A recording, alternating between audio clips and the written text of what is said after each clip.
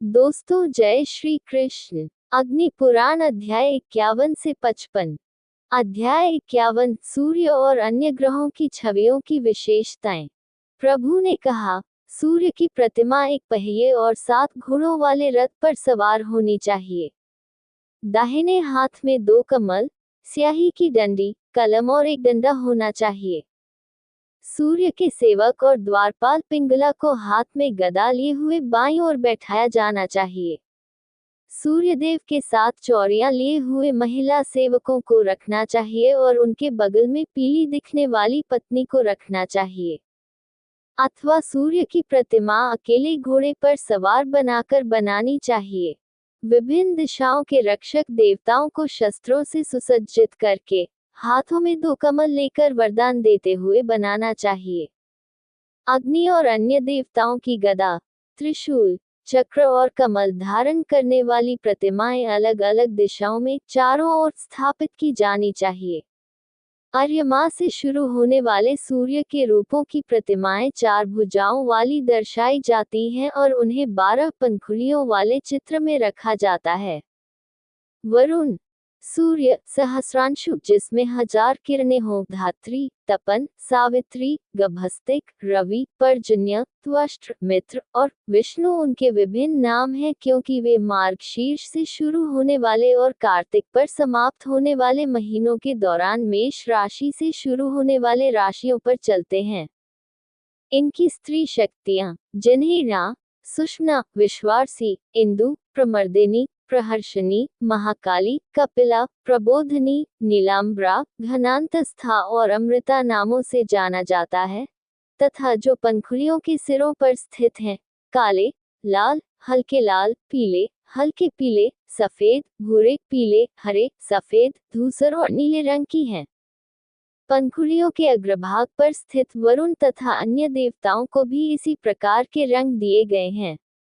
तेजस, तेज का स्वरूप भयंकर, अत्यंत कुटिल, कमल तथा तलवार धारण किए हुए 2 भुजाओं वाला होना चाहिए।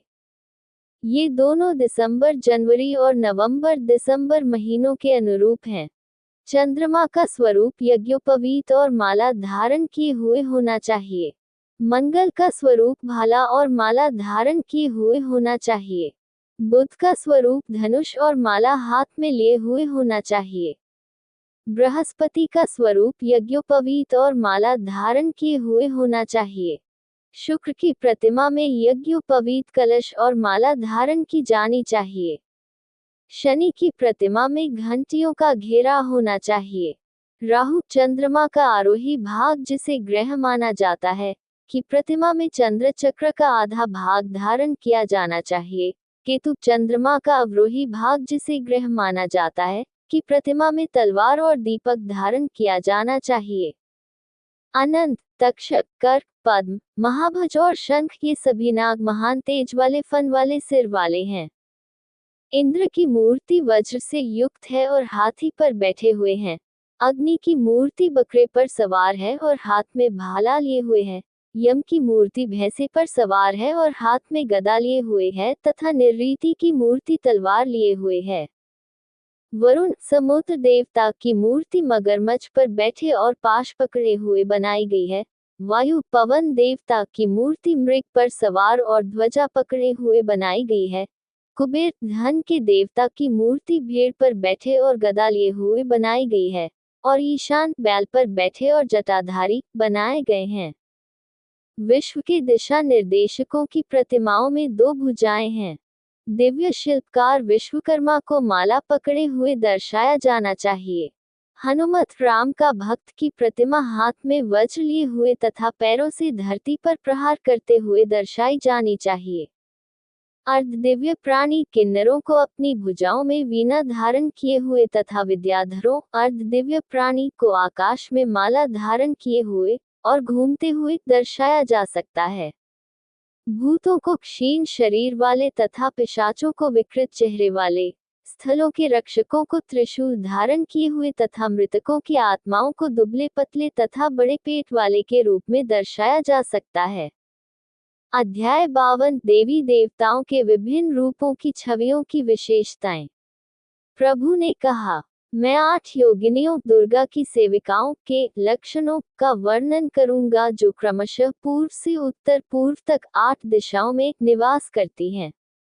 अक्षोभ्या, रुक्षकर्णी, राक्षसी, कृपणा और अक्षया ये योगिनियां पूर्व दिशा में निवास करती हैं। योगिनियां पिंगाक्षी, क्षय, क्षिम, इला, लीला, लय, लिप्ता, बालाकेशी, लालसा और विमला दक्षिण पूर्व में निवास करती हैं। योगिनियां हुताशा, विशालाक्षी, हुकारा, वाडवामुखी, महाक्रूर, क्रोधना, भयंकारी और महानाना दक्षिण के निवासी हैं। योगिनियां सर्वज्ञ, ताराला, तारा, ऋग्वेद, हयाना, सारा, साराख्य, रुद्र संग्रही, शिम्ब्रा और तालज्थिका दक्षिण पश्चिम पर कब्जा करें।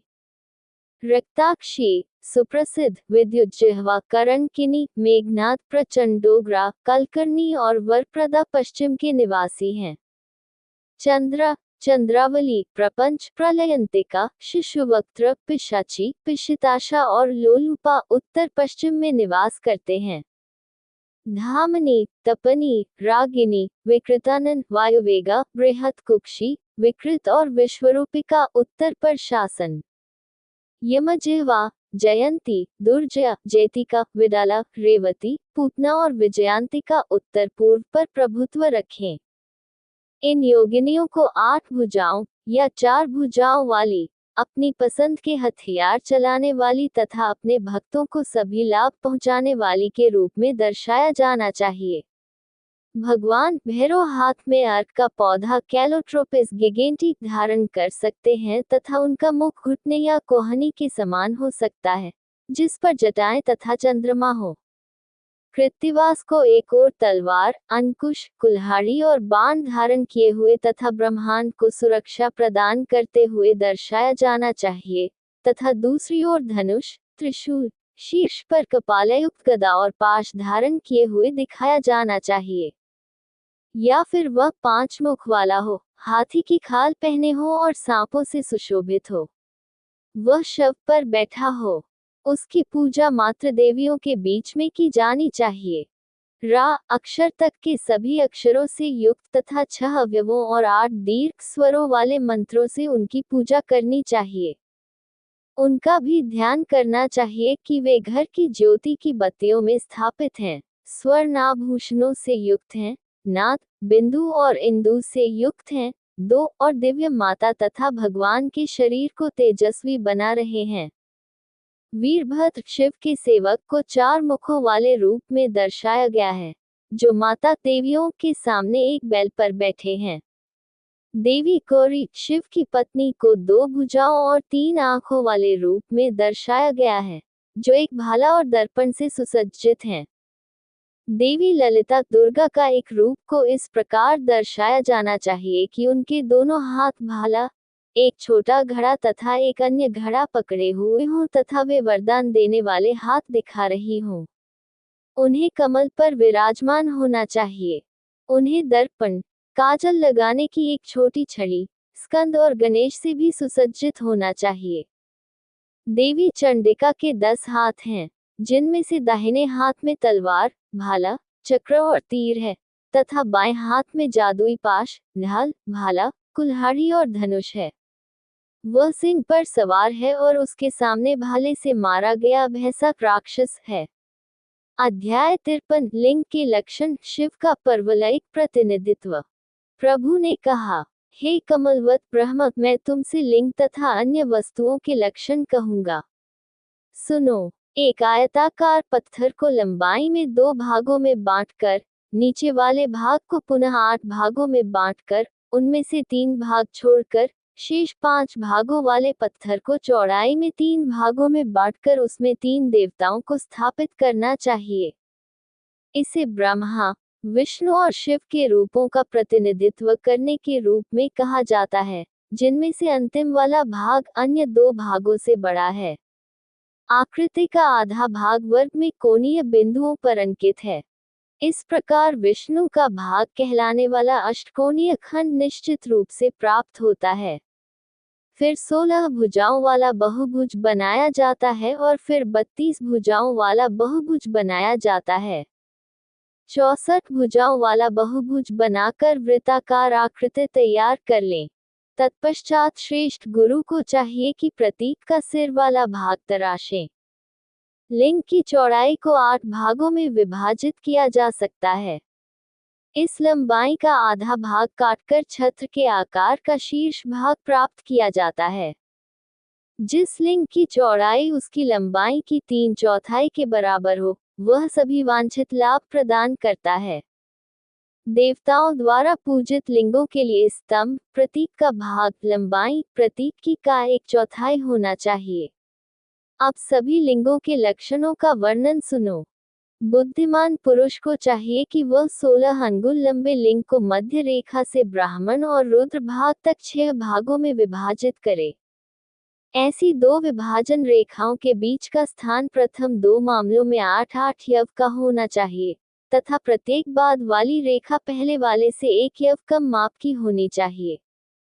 नीचे के भाग को 3 भागों में बांटकर एक भाग छोड़ देना चाहिए। शेष 2 भागों को 8 भागों में बांटकर ऊपर के 3 भाग छोड़ देना चाहिए। पांचों विभागों के ऊपर के 3 भागों को घुमाकर चिन्हों को लंबा कर देना चाहिए। एक भाग को छोड़कर उनका मिलन कर देना चाहिए। ये मेरे द्वारा वर्णित लिंग के सामान्य लक्षण हैं। अब मैं आसनों के सबसे सामान्य लक्षण बताऊंगा। लिंग का प्रारंभिक भाग तथा ऊंचाई जानने के बाद विद्वान व्यक्ति को चाहिए कि वह ब्रह्म वाले भाग को शिला पीठ पर अच्छी तरह स्थापित कर दे। फिर लिंग की ऊंचाई जानने के बाद आसन के विभिन्न आयाम बनाने चाहिए। लिंग का आधार लिंग की ऊंचाई और लंबाई से दुगुना होना चाहिए। कुर्सी के मध्य भाग को काटकर 3 भागों में विभाजित किया जाना चाहिए। इसकी चौड़ाई इसकी लंबाई का 6ठा भाग होनी चाहिए। घेरा इसकी चौड़ाई का 1/3 होना चाहिए, तथा गहराई गुहा की घेरे के बराबर होनी चाहिए। ये धीरे धीरे ढलान वाली होनी चाहिए। या गुहा की गहराई परिधि की 16वीं हिस्सा होनी चाहिए। आधार की ऊंचाई विचलित होनी चाहिए। आधार का एक हिस्सा जमीन में धंसा रहना चाहिए। इसका एक हिस्सा स्टूल की वास्तविक ऊंचाई होगी। ऐसे 3 हिस्से गर्दन वाले हिस्से की ऊंचाई होंगे। पहला कदम ऐसा ही एक हिस्सा होना चाहिए। दूसरा चरण ऊंचाई में ऐसे 2 भागों का होना चाहिए, जबकि शेष चरणों की ऊंचाई ऐसे एकल भाग की होनी चाहिए जब तक कि कोई चरण दर चरण गर्दन वाले भाग तक न पहुंच जाए। ऐसे भाग की चौड़ाई तक आउटलेट प्रत्येक सीढ़ी पर अंतिम सीढ़ी तक अलग अलग स्थापित किए जाने चाहिए। उन्हें 3 आउटलेट द्वारा 3 भागों में काटा जाना चाहिए। इसकी चौड़ाई आधार पर 1 उंगली के सिरे जितनी होनी चाहिए और सिरों पर 1/6 हिस्सा 1 उंगली का होना चाहिए। उनके बिस्तर पूर्व दिशा की ओर थोड़े झुके होने चाहिए। ये लिंग और कुर्सी की सामान्य विशेषताएं मानी जाती हैं। अध्याय 54 लिंग की विभिन्न किस्मों के आयाम। प्रभु ने कहा, मैं लिंग की माप दूसरे प्रकार से बताऊंगा। सुनो, अब मैं नमक और घी से बने लिंग के विषय में कहूंगा, जिनकी पूजा करने से बुद्धि बढ़ती है। कपड़े से बने लिंग की पूजा धन प्राप्ति के लिए की जाती है। इसे लौकिक लिंग कहते हैं। मिट्टी से बना लिंग या तो जला हुआ होता है या आधा जला हुआ होता है, जिसमें से पहला वाला बेहतर होता है। फिर लकड़ी से बना लिंग पुण्यदायक है। पत्थर से बना लिंग लकड़ी से बने लिंग से अधिक पुण्यदायक है। मोती से बना लिंग पत्थर से बने लिंग से अधिक पुण्यदायक है। फिर अपेक्षाकृत पुण्य योग्य लोहे और सोने से बने लिंग हैं। चांदी, तांबे और पीतल से बने लिंग आनंद और बंधन से मुक्ति प्रदान करते हैं। लाल सीसा और पारे से बने लिंग उत्कृष्ट हैं और आनंद और बंधन से मुक्ति प्रदान करते हैं। पारे और लोहे आदि से बने अथवा रत्नजड़ित शिवलिंग की स्थापना करने से यश की वृद्धि होती है तथा मनोवांछित सफलता मिलती है। यदि कोई चाहे तो बाईं ओर इन प्रतीकों के लिए मंदिर और आधार बना सकता है। दर्पण पर बने सूर्य के चित्र की पूजा कर सकता है। हर जगह हर की पूजा करनी चाहिए। पूजा केवल लिंग की पूजा से ही पूरी होती है। पत्थर या लकड़ी से बना लिंग 1 हाथ लंबा होना चाहिए। चल लिंग 1 उंगली के आकार का होना चाहिए और उसके चारों ओर गर्भगृह होना चाहिए। घर में पूजित लिंग 1 से 15 उंगलियों के आकार का होना चाहिए। द्वार की माप के अनुसार लिंगों को 3 समूहों में या गर्भगृह की माप के अनुसार 9 समूहों में वर्गीकृत किया गया है। इन लिंगों की पूजा अपने निवास में ही करनी चाहिए। इस प्रकार प्रथम श्रेणी में 36 लिंग हैं, द्वितीय श्रेणी में 36 लिंग हैं तथा तृतीय श्रेणी में 36 लिंग हैं। इस प्रकार कुल 108 लिंग होंगे। 1 से 5 अंगुल तक के लिंग, जिन्हें लघु कहते हैं, चलायमान कहे जाते हैं। 6 से 10 अंगुल तक के चलायमान लिंग मध्यम कहलाते हैं। 11 से 15 अंगुल तक के चलायमान लिंग उत्तम कहलाते हैं। उत्तम रत्नों से बने लिंग 6 अंगुल के होने चाहिए। अन्य रत्नों से बने लिंग 9 अंगुल के होने चाहिए। स्वर्ण के लिंग 12 अंगुल के होने चाहिए। शेष सभी लिंग 15 अंगुल के होने चाहिए। ऊपर से कोनों के 4 सेटों को क्रमिक रूप से 4 या 16 बराबर भुजाओं में काटा जाना चाहिए और उन्हें फिर से 32 और 64 में काटा जाना चाहिए, क्रमशः, ताकि यह 64 बराबर भुजाओं का बहुभुज बन सके। इस प्रकार दोनों पार्श्वों को काट देने पर ठोस लिंग की गर्दन उसके पैर के आयताकार स्थान से 26 भाग दूर होनी चाहिए। लिंग का मुख उसके आधार से धीरे धीरे 4, 6 और 8 भाग कम होता जाना चाहिए और इसी प्रकार लिंग का मध्य भाग भी उसके आरंभ की ऊंचाई से धीरे धीरे 1 फुट कम होता जाना चाहिए। जो लिंग गर्भनाल के आधे भाग के बराबर हो, वह सबसे छोटा लिंग कहलाता है। जो लिंग 15 अंगुल लंबा हो, वह उत्तम लिंग है। इन लिंगों के मध्य भाग में 7 समान रेखाएं खींचनी चाहिए। इस तरह 9 रेखाएं होंगी। बीच वाले लिंग की किस्म में 5 रेखाएं होंगी। लिंग की लंबाई 9 अंगुल होनी चाहिए। विपरीत पक्ष को 2 मध्यवर्ती कड़ियों द्वारा अलग किया जाना चाहिए। लिंग को हाथ नापकर 9 हाथ लंबाई का बनाया जाता है। लिंग 3 प्रकार का होता है, निम्न, मध्यम और श्रेष्ठ। बुद्धिमान व्यक्ति को द्वार या द्वार की लंबाई के निश्चित माप से प्रत्येक लिंग के मध्य में 14 स्थानों पर 3 लिंग अंकित करने चाहिए। शिव, विष्णु और बृहस्पति के 4 लिंग आनुपातिक रूप से चौड़ाई से अंकित करने चाहिए। लिंग 3 रूपों को दर्शाने के लिए लंबा होना चाहिए। लिंग की परिधि 4-8 इंच होनी चाहिए, जो 3 गुणों का प्रतिनिधित्व करती है। व्यक्ति को अपनी इच्छानुसार लिंग की लंबाई बनानी चाहिए। चिन्हित आकृति को पताका, देव तत्व या मुर्गों में विभाजित करना चाहिए। शेष बचे इंचों से अच्छा बुरा जानना चाहिए। पताकाएं आदि कौए, सिंह, हाथी और बकरी उत्तम हैं। अन्य शुभ हैं। भारतीय संगीत के प्राथमिक स्वरों में प्रथम, द्वितीय और पंचम शुभता प्रदान करते हैं। तत्वों में पृथ्वी शुभ है। अग्नियों में पवित्र अग्नि गृहस्थी की नित्य अग्नि से शुभ है। उक्त लंबाई के आधे भाग को क्रमशः 7, 8, 5, 9 और 5 भागों में विभाजित करने पर शिव, विष्णु और ब्रह्मा का सम्मिलित प्रतिनिधित्व होगा। 5वां वर्धमान कहलाता है। चौड़ाई और लंबाई के आधार पर इसके 2 प्रकार होंगे। विश्वकर्मा दिव्य वास्तुकार के अनुसार इसके कई प्रकार बताए गए हैं। आकार के आधार पर आद्य वर्ग 3 प्रकार का होता है। जौ के दाने से नापने पर यह 8 भाग होता है। भुजा से नापने पर यह 3 भाग होता है। अंतिम भाग जो समान रूप से संपन्न होता है, उसे जिन कहते हैं। प्रथम विविधता में 25 लिंग होंगे, जिनकी पूजा देवता करते हैं। फिर 35 में विभाजित होने पर 14,000 और 1400 प्रकार होंगे। इस प्रकार हमें 9 हाथ के आदित्य से 8 अंगुल की सीमा प्राप्त होती है। कोणीय बिंदुओं के कोणीय तथा मध्य बिंदुओं पर रखे गए धागों द्वारा कोणीय बिंदुओं को चिन्हित करना होता है। मध्य से विस्तार करके मध्य से 3 भाग निश्चित करने होते हैं।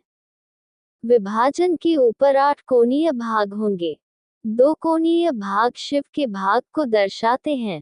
पैर से घुटने तक का भाग लिंग का ब्रह्मा है। घुटने से नाभि तक विष्णु है। नाभि से लेकर सिर तक शिव का भाग है। इसी प्रकार ये स्पष्ट और अस्पष्ट रूपों के मामले में भी है। 5 भागों वाले लिंग में सिर वाला भाग गोलाकार कहा जाता है। प्रतिमाएं छतरी, मुर्गी या अर्धचंद्र के आकार की हो सकती हैं। मैं चारों प्रकारों के गुणों का वर्णन करूंगा। प्रत्येक वर्ग में व्यक्ति की पसंद के आधार पर भिन्नता होगी। लिंग का सिर वाला भाग 8 भागों में विभाजित करना चाहिए। अनुदर्ध्य भाग का पहला भाग 4 भागों में विभाजित करना चाहिए। भागों में विभाजित करने के लिए क्रमिक रूप से 4 रेखाएं खींची जानी चाहिए। एक भाग से कमल, एक भाग को काटकर विशाल, एक भाग को पतला करके श्रीवत्स तथा चौथे भाग को काटकर शत्रुकृत कहा जाता है। सर्वसमा वर्ग में शीर्ष भाग उत्तम तथा 4 भागों वाले लिंगों में सुर वर्ग में मुर्गा के आकार का होता है।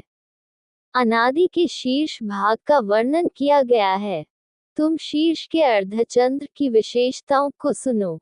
एक भाग के एक कोने में 4 भागों से युक्त मनोहर अक्ष होना चाहिए, जिसमें एक भाग कम हो।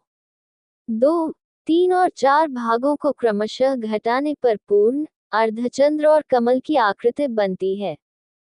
फिर 4 या 3 मुख वाले अथवा एक मुख और मुखलिंग वाले रूपों का वर्णन सुनो। जिस भाग की पूजा करनी है उसे 9 भागों से स्थापित करो। पहले की तरह भुजाओं और आंखों के लिए 12 भाग छोड़कर फिर सिर, माथा, नाक, चेहरा, ठोड़ी, गर्दन बनानी है। हाथों से ढकने के बाद भुजाओं और आंखों को छवि के माप के अनुपात में 4 भागों में बनाया जाता है। मुख को चौड़ाई के 8वें भाग के बराबर बनाना चाहिए। मैंने चतुर्मुख रूप का वर्णन किया है। सुनो, अब त्रिमुख रूप का वर्णन किया जाता है। कान और पैर बनाए जाते हैं। उसके लिए माथे आदि पर निशान बनाने पड़ते हैं। फिर भुजाएं 4 भागों में अच्छी तरह मजबूत बनानी पड़ती हैं। मुख पृष्ठ का प्रक्षेपण चौड़ाई का 8वां भाग होना चाहिए। एक मुख ऐसा बनाया जाना चाहिए कि पूर्वी दिशा में सुंदर आंख बने। माथे, नाक, चेहरे और गर्दन पर इसे गोल बनाना चाहिए। बाह से 5वां भाग तक इसे गोल बनाना चाहिए, अपनी बाह की लंबाई से कम। मुख पृष्ठ में सभी मुखलिंगों के लिए उभारों को चौड़ाई के 6ठे भाग के रूप में रखना अच्छा है, चाहे वह त्रिपुष्प हो या कुक्कुट। अध्याय 55 पिंडिका लक्षण की विशेषताएं। प्रभु ने कहा, मैं प्रतिमाओं के आसन अर्थात पिंडिका की विशेषताओं का वर्णन करूंगा। उनकी लंबाई प्रतिमा की ऊंचाई के बराबर है तथा चौड़ाई प्रतिमा की ऊंचाई की आधी है, या चौड़ाई ऊंचाई के माप की आधी या 1/3 होनी चाहिए। कमरबंद उसकी चौड़ाई के 1/3 के बराबर होना चाहिए। गुहा समान माप की होनी चाहिए तथा पीछे की ओर झुकी होनी चाहिए। चौड़ाई का 1/4 भाग बाहर छोड़ा जाना चाहिए, निकास के लिए नहर के रूप में होना चाहिए। चैनल के अग्रभाग की चौड़ाई आधार की चौड़ाई की आधी होनी चाहिए। जल मार्ग आधार की चौड़ाई का 1/3 होना चाहिए, या फिर लिंग की लंबाई आधार की आधी लंबाई के बराबर या आधार की लंबाई के बराबर कही जाती है। पीठिका की ऊंचाई को पहले की तरह 16 भागों में बांटना चाहिए। नीचे के 6 भागों को 2 भागों में बांटना चाहिए। गर्दन 3 भागों में होनी चाहिए। नींव, उभार, जोड़, सीट और अन्य बचे हुए हिस्से एक ही भाग होने चाहिए। ये सामान्य छवियों के मामले में सही रहेगा। प्रतिमा तक जाने वाला द्वार मंदिर के द्वार के समानुपातिक होना चाहिए। प्रतिमा के ऊपर छत्र हाथी और बाघ से सुसज्जित होना चाहिए। हरि की प्रतिमा का आसन भी सदैव सुंदर बनाना चाहिए। विष्णु की प्रतिमा के लिए जो माप निर्धारित हैं, वे सभी देवताओं की प्रतिमाओं पर लागू होने चाहिए। लक्ष्मी की प्रतिमा के लिए जो माप निर्धारित हैं, वे सभी देवियों की प्रतिमाओं पर लागू होने चाहिए। अगली वीडियो देखने के लिए आप चैनल सब्सक्राइब जरूर करें और लाइक करें और कमेंट करें। जय श्री राधा कृष्ण।